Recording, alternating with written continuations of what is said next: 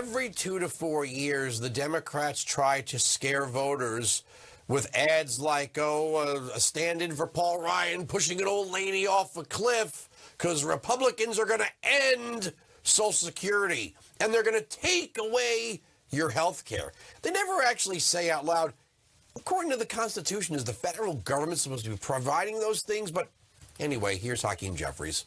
Extreme MAGA Republican agenda focused on defaulting on America's debt, shutting down the government, crashing the economy, criminalizing reproductive freedom, cutting Social Security and Medicare, impeaching President Biden, and doing nothing to deal with affordability issues or improving the quality of life of everyday Americans.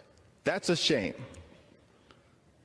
And so, yes, we're going to continue to oppose Republican efforts to criminalize abortion care now, tomorrow, next month, next year, and forever, until this effort to take away reproductive freedom is buried in the ground, never to rise again.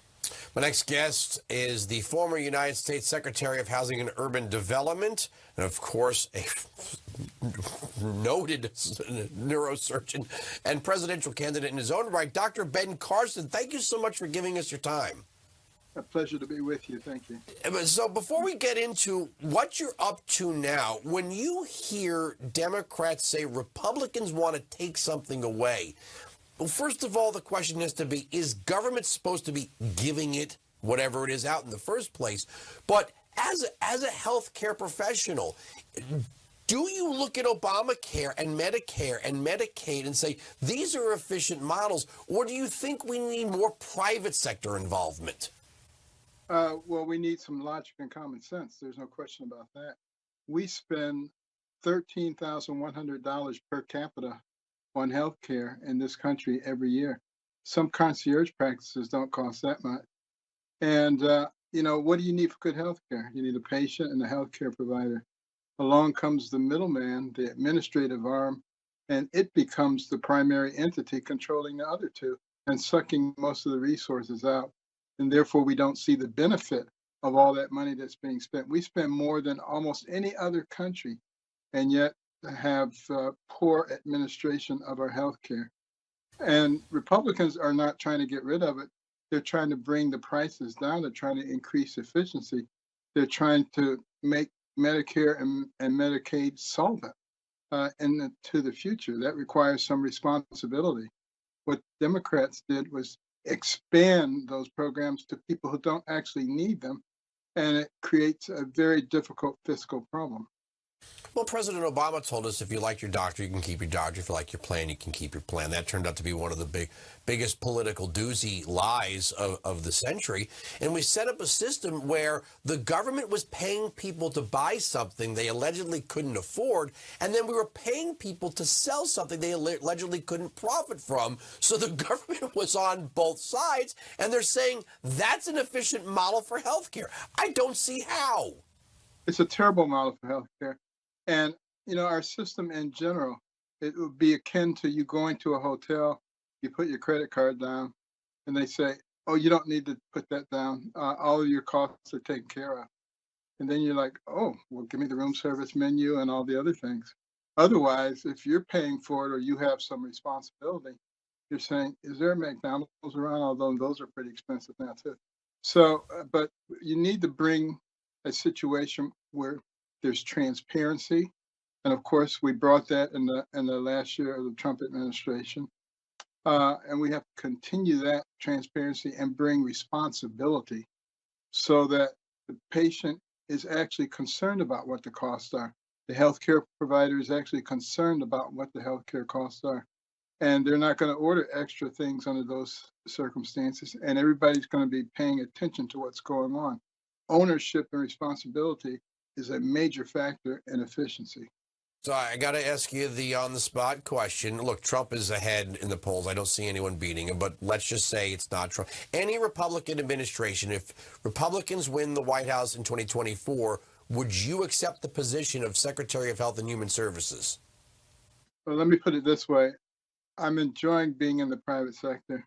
We're working very hard with American Cornerstone Institute, trying to bring common sense back to the way that we do things. But I will always do what the Lord calls me to do. How can we also think that government can run this sort of national system while we have the open border? I'm talking to you from New York City. They get 140,000 people that the city, state, and federal taxpayers have to subsidize in hotels, seeing the doctor, going to school, what all their needs have to be met by the taxpayer. How can the American citizen think they're going to get some kind of return on their investment through taxes for health care if the border is wide open and we're having to slice the pie ever thinner? Well, obviously, that doesn't make any sense. And obviously, the people who are promoting open borders have ulterior motives. And I think they're starting to have some regrets about that now because the American people are waking up. You know, not just people on the right, but people on the left also are starting to realize that this is having severe negative impact on them, on their children, and on the future of the country. And, you know, now they're scrambling and trying to figure out what they need to do. But if they could take politics out of it and maybe do what's good for the people, they wouldn't be in that situation in the first place. We had complete control of the border. Things were under very good control. We had stay in Mexico policy. We had things going on in El Salvador, Honduras. You know, those are the kinds of things that have to be done. And the new administration came in, abolished all those things. And then they're like, wow, look at all these horrible things happening. Like they don't seem to be able to make the correlation. I got about 2 minutes left. Tell me what is the American Cornerstone Institute and what do you do there? Well, you know, I thought I was going to retire after my stint at HUD, but seeing the way the country was moving, I couldn't do it. So took some outstanding people from HUD and we created American Cornerstone, which looks at those cornerstone principles that made America great. America didn't become great by accident. It was not a coincidence. It was because of the principles that we had, our faith, our sense of community, liberty, and our love for life and our respect for life. And utilizing those things as our center point, we've created a lot of programs, including the Little Patriots program, which teaches our children who are being indoctrinated and they're trying to steal them away from us. But we need to teach them what the principles of the founding of this nation were and what our real history is, the good, the bad, and the ugly. But the fact of the matter is, there's a heck of a lot more good than there is bad and ugly. We have all these people who take the bad and ugly and try to center everything around that. That's not who we are at all. And we have to be much more aggressive and forceful in helping people to understand what's really going on, because as we move closer and closer to Marxism, our citizenry is being dumbed down and it makes it much easier to manipulate them. You are 100% right about that.